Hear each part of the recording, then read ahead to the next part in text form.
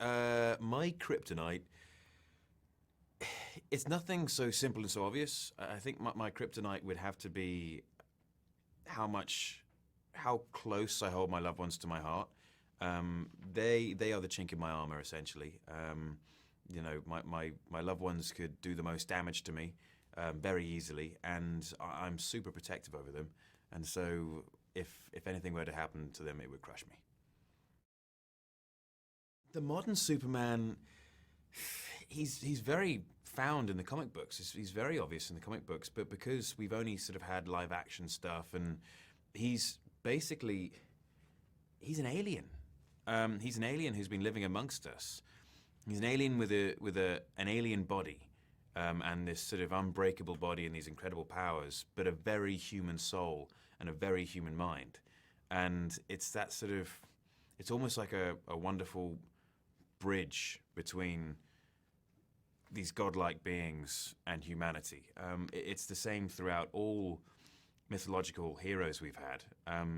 Whether they be the sons of gods and man, and therefore these demigods, which is kind of what Clark is. He's got the aspects of man about him, but also the aspects of this godlike race when they, have the power of the yellow sun.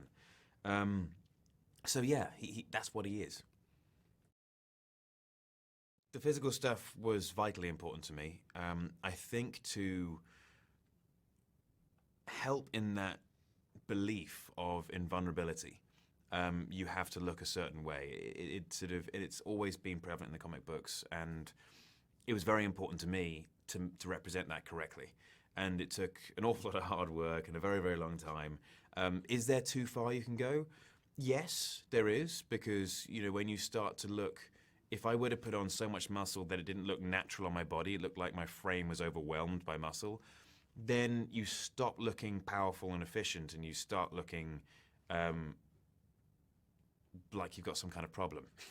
And so it's something I wanted to avoid. I wanted to, push as hard. I didn't have enough time to go that far anyway.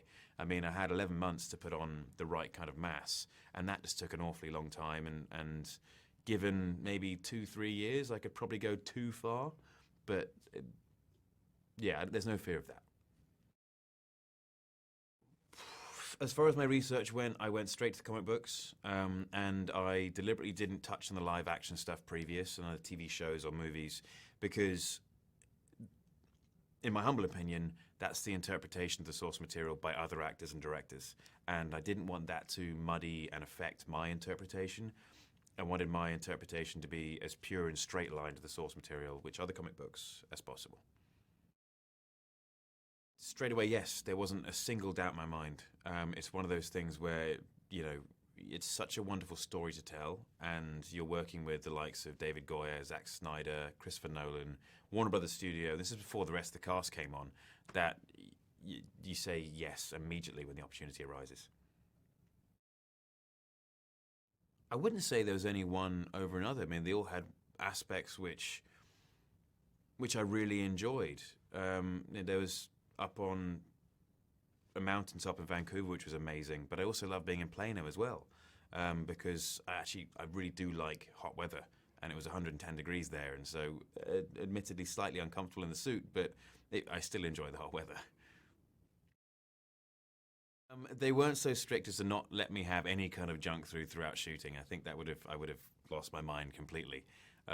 They understand that I am a bit of a foodie. I like my food, and I think the biggest and most memorable junk food moment I had was after my 6-week lean. No, after my first 2 weeks of leaning, and then was it after? No, it was after the 6 weeks. It was after the big sort of full run of it.